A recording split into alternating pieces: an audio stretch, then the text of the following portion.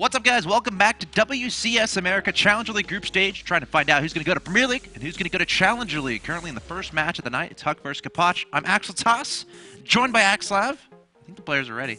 Looks like they're ready. Capoch and HuK are both ready. Map number 2 is going to be an Accolon Waste, and you know, game number 1, HuK just looked so convincing there. His micro was spot on. It seemed almost like a repeat of some of the matches we saw him play against Capoch in the Premier League earlier in round 32 of season 1. So HuK saying, you know, I have no problems with this guy, taking him out on Star Station. Can he do it again? I mean, I think all things are looking like it's going to be a HuK victory. But Capoch is wide here. I mean, he took down Ghost User, and I don't think many people thought he could. So HuK is not out of the question either. HuK's got to be aware of that, you know, the potentially cheesy stuff that Capoch is, you know, sometimes, you know, loves to do. Of course, when considering that first game, that's kind of what happened. When you go for that Blink Stalker play and you incorporate the Dark Shrine, again, Capoch had no detection. So it's not like it's the safest cookie cutter build in the PvP book of builds that, of course, is out there, but only the top Protoss players know about that book. So, you know, it's interesting as far as the styles and how these guys are approaching this best of 3. HuK going for the safer build, Capoch going for a little bit more of a risk, but HuK able to take that game number 1. Here we are in game 2 on Accolon Waste as I introduce our players, beginning with top left-hand location, your red Protoss player from Argentina. Must win 2 in a row here to advance to the winner's match. He is Capoch. And his opponent, in bottom right, has a dual citizenship, United States of America and Canada. Currently up 1-0 in this best of 3. Playing a very safe style in game 1. Can he continue his success in this series here in game 2 and advance to play XY? He is HuK. You know, one thing that is kind of a trademark about HuK's PvP, and we saw that last map as well, is he almost never scouts in PvP, which isn't. It's not like that's insanely unusual. There's a couple other Protoss players who choose to play that style as well. And the reason why is because in PvP, your probe scout will often not really tell you much at all. Because he'll get in there, you say, okay, he's mining gas, he has a gateway, a Psycore, and he's going to make, you know, most likely a Stalker first, and then my probe has to leave or he'll die, and then you won't really tell his tech path. So, you know, HuK's theory as well, why bother even losing all the minerals that I could be mining with that probe to go ahead and scout? So we saw last map he didn't probe scout, and this map we may see a similar thing because there's no probe leaving his base quite yet. Yeah, and you know that kind of shows, you know, the builds of these guys as far as they're not sending out a probe.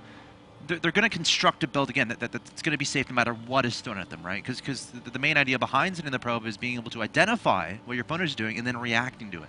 Neither of these players playing reactionary might be instead deciding to rely on, you know, a Zealot, a Stalker or 2, and a Mothership Core to get some scouting intel. But other than that, not looking to send that probe across the map and lose some of that economy. So, you know, it's fine. Everyone has their own style. Both these guys just playing super economic as far as not wanting to scout with that probe. Capoch being very careful, check the edges of his base, make sure there's no proxy pylons in there using that Zealot. HuK going straight up to 3 gateways, Chrono Beast into Warp Gate. He wants to play this one aggressive.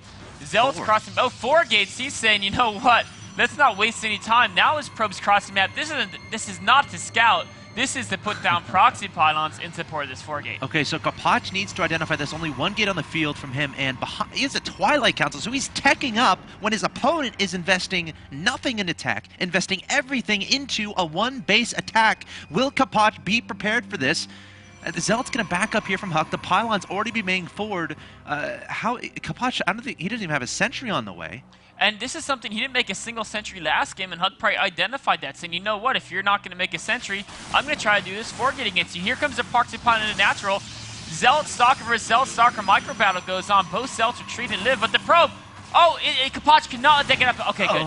If a pylon gets on the high ground, he's pretty much done for. Yeah, okay, the Stalker, Zealot coming forward. Now, Capoch still doesn't necessarily know how much his opponent is investing into this, and he can't really know. But he's going to know once 4 units warp in here at this forward pylon, I assume. There's still about another 10 seconds before warping. Okay, warp gate's complete. The gateways are now being transformed. The pylon's being focused. If he stays on the pylon, it will not. He's going to have to warp in further back. Now he does, yeah, he does have a pylon a little bit further back, warping in 4 Stalkers there. He's got to pull another probe though to help this attack. Oh, he does. He has no probe. I mean, continually reinforcing at the halfway mark across the map is not what you want to be doing as a 4 gate. In fact, HuK's actually starting to build some more probes behind us, realizing this might not work.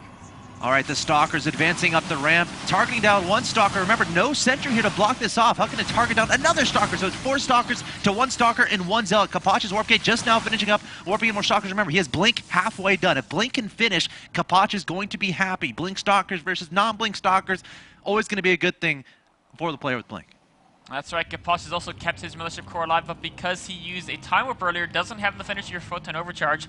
Also, cancel that Robotics facility, realizing his opponent has a lot of Stalkers and he needs every single bit of resources he has to produce his own Stalkers to counter that. Okay, so backup plan here from HuK. Does he have one? It looks like he does have a Robo on the way, wary of potential Dark Templar play. Continue to push forward with these Stalkers, targeting down the Stalkers of his opponent.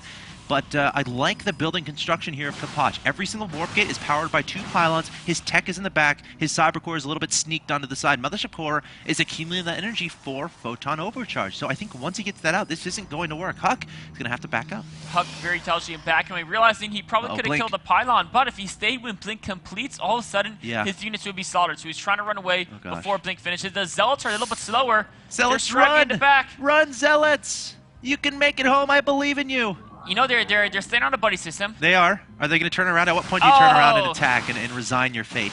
No, they're still going for it. They're like, leave us alone. That's not going to work. Both cells fall down, but the Stalkers, the more important units, all escaped. There's a Sentry by HuK as well, so we can use a Force Field to keep Capoch at bay for now. All right. So you can use that Force Field. There it goes.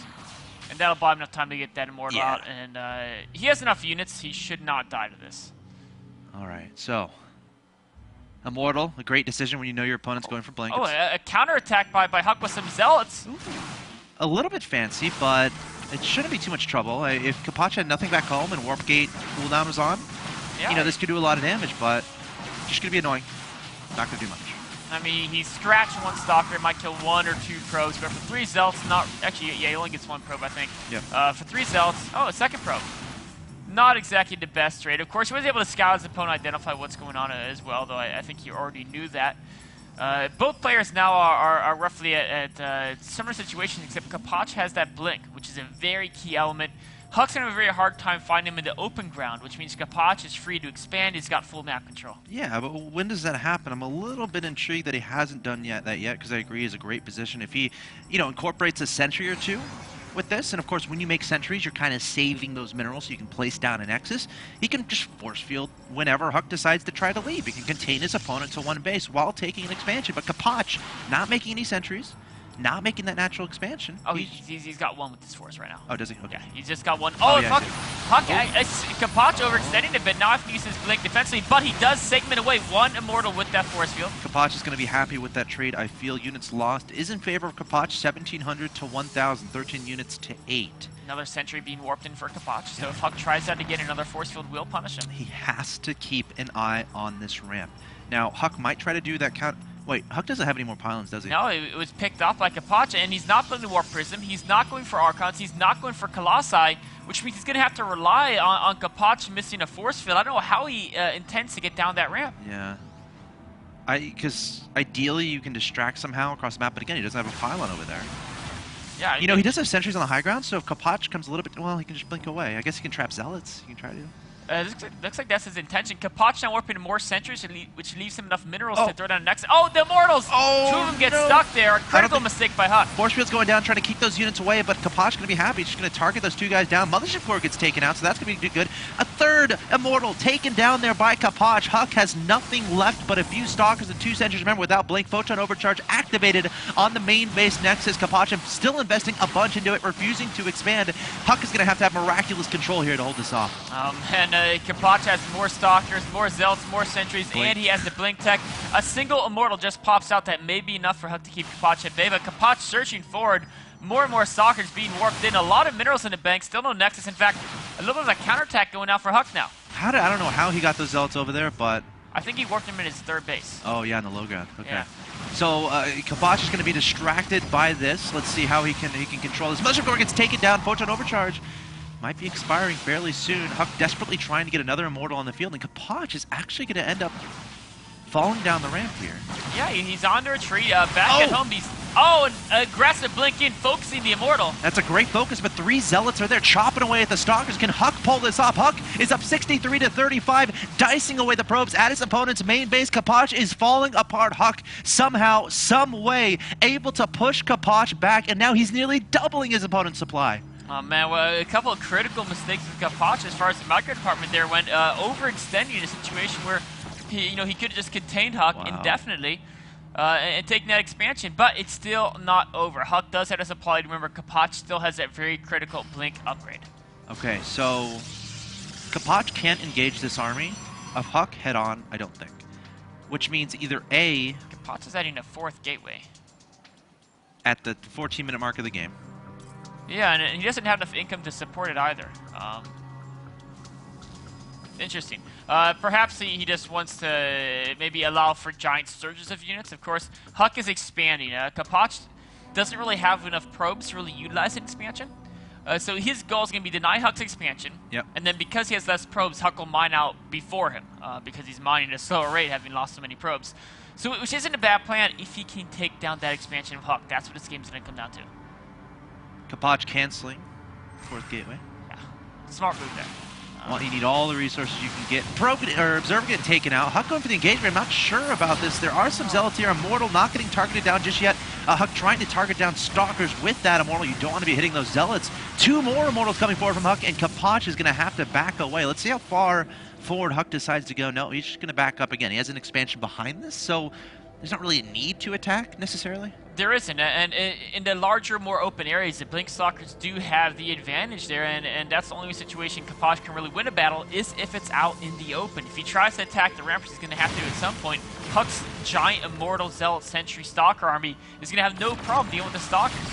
All right, HuK just has to hold this high ground. He has the expansion. His opponent doesn't. Targeting down the rocks here. Capoch going to try to take advantage. Targeting down one of the Immortals, but HuK going to turn around, microing the weakened Immortal away. Capoch trying to utilize that Blink micro to keep all of his Stalkers alive, but HuK's going to be just fine defending this high ground.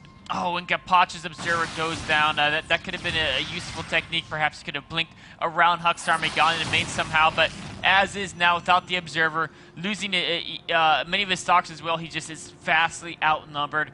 He's still opening more Stalkers. He's going to try to put on more aggression, but with 3 Immortals, it's going to be a very uphill battle to micro against Sims. Yeah, Capoch, I thought he was going to commit himself to the 3rd base with no Observer. There's no way to blink to the high ground. Trying to catch a Stalker or 2, maybe an Immortal. That one Immortal's a little bit hurt. He's got to be careful. Yeah, I still think HuK has way too much. 4 Immortals, about 6, 7 Stalkers. I mean, every time the Immortals look at the Stalkers, with 4, one of them dies. Yes. They just look, it was just boom, it instantly dies. There's no room to blink micro.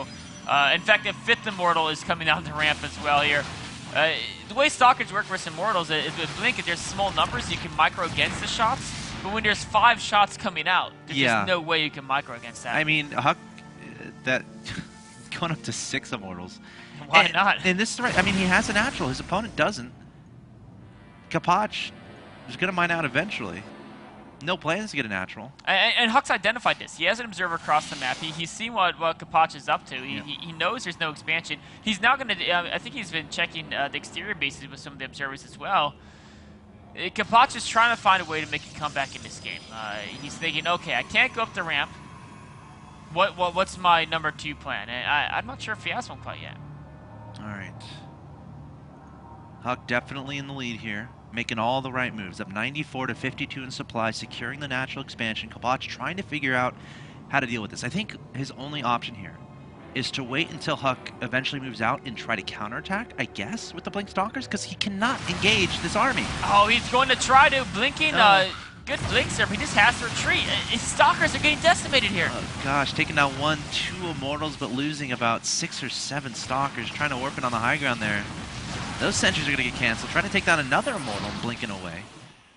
But I don't see it happening, man.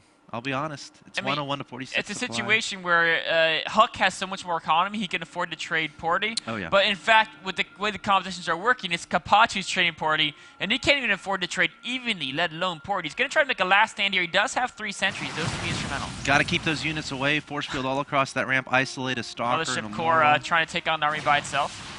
Yeah, there's the GG from Capoch, and HuK takes the 2-0 victory. will be advancing to the next round of this this group stage to play XY, which will be the match coming up next. But you know, HuK throughout that series just playing solid, playing safe, going for the 4-gate. Didn't work out so well, but transitioning very nicely. You know, that was a game where Capoch, I felt like he kind of had a lead, perhaps, in the early game. He had a very significant lead. Yeah, but then from there, HuK just able to make all the right moves to come back. Yeah. I mean, Capoch in general doesn't like building nexuses, and so his lead was a map control lead. He had total control of the map. And that's a situation where if you have map control, it's only good if you use it to then get an economic advantage. And he never did that. He never got that. See, this was like the instrumental part. Great job by our production team there, picking this moment so perfect where there's a counterattack going on, and then Capoch makes that decision to blink on top of a composition where there's like 4 zealots. That's like jumping into a beehive. Would you jump into a beehive? I would not. I wouldn't and either. I'm not even allergic to bees. What if I gave you $10? No. No?